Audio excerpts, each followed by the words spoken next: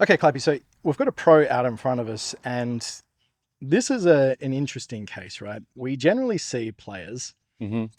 they kind of fall in two categories, Yeah. right? They'll either be baseline really good at their short game, Yeah. okay, and maybe their ball striking or their driving might be a little bit off, Yeah. or vice versa. Yeah. Now, for myself, my tendencies throughout my career uh, have a little bit too much of a lead wrist cup, and I'm really good around the green with my hands and bunker play and Hmm. everything like that. But squaring the face up sometimes has been a real challenge for me when I've been Yeah. playing high level golf. And Yeah. what we're going to be talking about here is quite an interesting example of a professional golfer, Yeah. right, who was an incredibly good ball striker, but was struggling to control the launch conditions of his golf ball around the greens, Hmm. his flight, his rollout. And we're going to talk specifically about the club face here, aren't we? Yeah. So the club face more so on what the lead wrist is doing throughout the swing. Mhm. Okay. So this video on the right is an after video. Okay. It is the after effects of what we were trying to do. Mm. What Ryan done historically was this club would get very, very kind of shut, Mhm. and the lead wrist would get very, very bowed, right?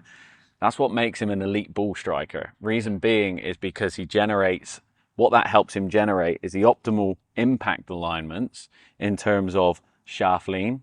Okay. Shaft lean promotes an increase in ball speed and a reduction of spin. Yeah. So full swing, hitting shots, perfect. Okay. Around the greens, an increase in speed and a reduction of spin is kind of the opposite to what we want, right? We want a lot more spin and we want to bring the ball speed right down. Yeah.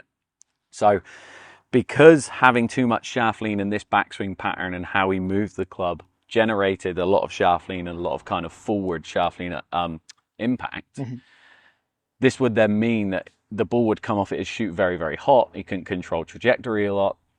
So what we tried to do is, as you've just done there, is we tried to really feel like this lead wrist would go very, very cupped, and the club would kind of almost do the opposite to what you would imagine you'd like to see within a full swing, right? Yeah, yeah. If you just set up to the ground here, we'll Yeah. kind of just wrap that with a little bow there. If you swing halfway back for me, with the full swing, generally what we'd like to see is a baseline reference point for players who are pivoting Yeah. correctly, and all things being equal, is that the club face here would match the spine angle for a full shot, Yeah. right?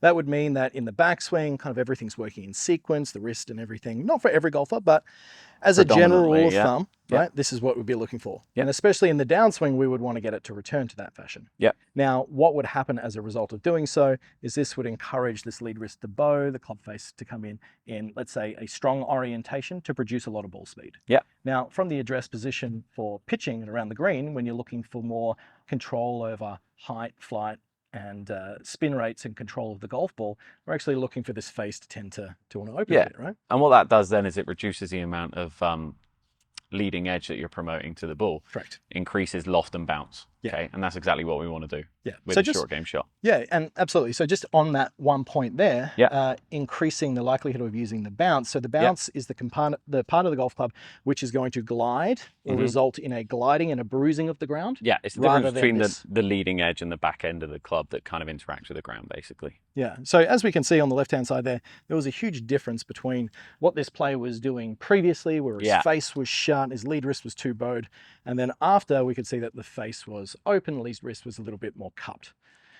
So what you actually see then with the player is there is when a lot of people say to you that the short game shot is very similar to the long game, it's actually quite false. There's some big differences between them Yeah. and how to generate the optimal launch conditions and speeds that we were talking about to generate the shots required. Totally agree. Now, he had no problem hitting a high flop. Yeah.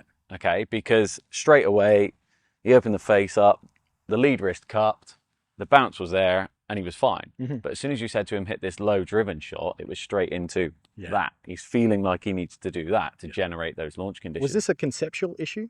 Definitely. Yeah. Okay. And I think the idea of concept and the idea of how a player thinks is very underestimated. Okay. As soon as you change their concept and you change how they actually think about what they're trying to do, they completely change their ideas and outset from there. Correct. Right. So actually just explaining to Ryan that getting that club face in a better position to optimize some bounce and loft on the club, to give him a little bit more margin for error, actually, because he wasn't using any bounce. He was using a lot of leading edge and getting a lot of kind of dig. Yeah. So actually opening up that loft, opening the bounce, and feeling like the bounce is the thing that was hitting that surface as opposed to that leading edge. He found that he could almost duff shots by about an inch behind them, but it wouldn't have much result on what was going on with the shot that he wanted to actually hit. And we see that around the greens, right? Is that we're actually looking for a flatter bottom to the swing, aren't we? So if we were to break this down in its most simplistic form, with a power shot as such, the golf club would be descending, the leading edge would be coming into play, and you'd be compressing and squeezing the ball between the club face and the turf. But with wedge play, essentially we're looking for a flatter bottom of the swing, so you actually have more room for error. So it doesn't have to be perfect. And sometimes the best pitch shots around a green or a lob shot is where you are hitting behind the ball, because it lowers the ball speed, right? And it gets the ball popping off in such a way where you can control the rollout, as opposed to really squeezing it down in there. For sure, yeah. A lot of players they're worried about hitting behind the ball, but if you move the golf club correctly, or in this way that's going to produce that, it actually works in your favor. Absolutely, and that's why you get, you know, like a player like a Mickelson, right? That's got such a good short game because he's right-hand dominant, because he's right-handed, but he plays golf left-handed. So instantly then, and him and Jordan Spieth are probably the only two outliers in how they approach short game compared to more so the modern way of doing it now. They're very much a kind of hinge and hold pattern nowadays. But a lot that you see nowadays more so is constant radius. And making sure that that radius of your swing isn't getting wider and then narrower. It's just basically feeling, for me, like everything's more as a unit again. Everything's this. There's a little bit more freedom in what the hands are doing, and then your pivot dictates a lot of what goes on from there. Absolutely. Striking it. So with this player specifically, let's talk about the adjustments that were made in a performance setting. So for example, we brought awareness that the club face needed to move in such a fashion where it was opening more, right? He felt like the lead wrist was cupping more. Outside of that, you gave him some ideas around what it should feel like. Absolutely. Feel-wise was almost like he was hitting flop shots a lot of the time, okay? Because he felt like from that position, hitting a flop shot, he could open the face and kind of expose some bounce and loft. This lead wrist would stay in a lot more of extension. And then from there, or cupping. And from there, he was able to actually deliver the club better back to the ball to create those spin conditions and the actual, more so the trajectory that he was looking for. So what I'll do here, just as a reference, right? And we can almost use the logo of my glove here just to highlight what this wrist is doing relative to, let's say, this is where this player was before, the club face was shut down, the back of my wrist and my glove there's pointing down to the ground. If I just hit a little stock chip just out in front of me, and we'll create a relatively similar swing length and speed, and let's look at the difference in trajectory, right? So I'm consciously going to work towards achieving what this player was. So face down, wrist down. Let's see what happens. Now, even through there, if you look at where my handle finished, that would be almost very much like you see a lot of players trying to achieve with like a punch shot sort of drill, soaring off, not letting the club head pass. And you can also hear from the strike. I'm big into acoustics as well. Okay, of when you hit a shot, kind of understanding what a shot sounds like when it comes off the face. You could hear from that kind of clunky strike that it was very much a bit of a diggy action. There wasn't much leading, there wasn't much bounce going on. A lot of dig, not much control over what the ball flight was doing. I mean, to be fair, you've done a pretty good job of actually getting the ball out there with the amount of leading edge and dig that you actually had in the shot. If you would have used the bounce a lot more with that, which you're going to demo for us now, you would have seen that it would have glided under the ball a lot more and you would have had a lot more spin.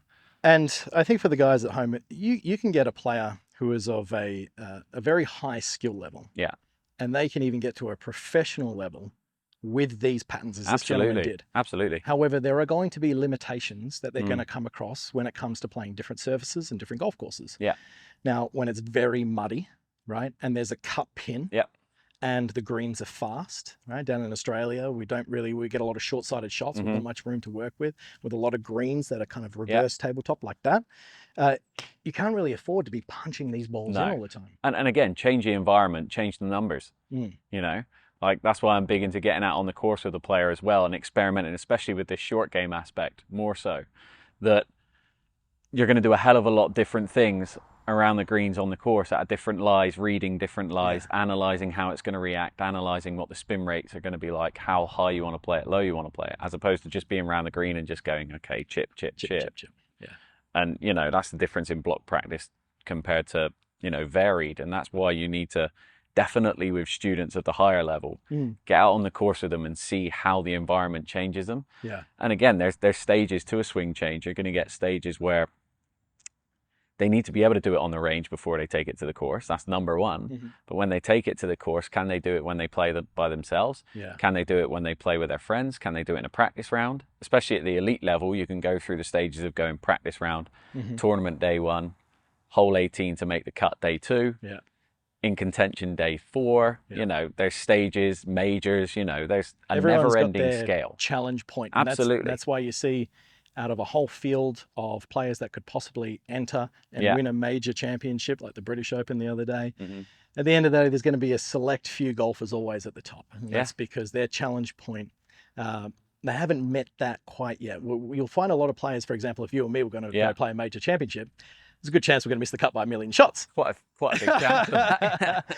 But we could go around this golf course playing with each other and shoot under par comfortably. Yeah. So it's just matching and understanding the golfer of where they're at and what they want to achieve. And for this player, it was a lot about getting this club face a little bit more open so he had more variability and potential to hit shots around the green. Absolutely. So let's look at the flight now just with the different pattern on the way back. So I'm trying to like really exaggerate this. The club face is pointing up to the sky. I actually even like to see more of the club face pointing at me. Great imagining feel. it's a mirror. Really good feel, yeah. So as I go back, the lead wrist is cupping. We can see that's pointing a lot more towards the sky. Club face pointing at me. This definitely on a wildly different angle from where it was. Right? Absolutely. Let's have a look at the flight that comes off. Same sort of feel, same distance. Yeah, good. And we can see the ball through the air moved a lot slower. Yeah, you can see the difference. You've seen it add a lot more spin as it come off the face. Correct. Point 1. What the wrist is doing directly influences where the face is. That's why a lot of our focus was on where his wrist conditions were, as opposed to thinking, I need to flare it open, because you can still flare it open and keep the lead wrist bowed. Yeah. Okay. So having the idea of, okay, that needs to move into a very cupped, extended position dictated what the face wanted to do for us as well.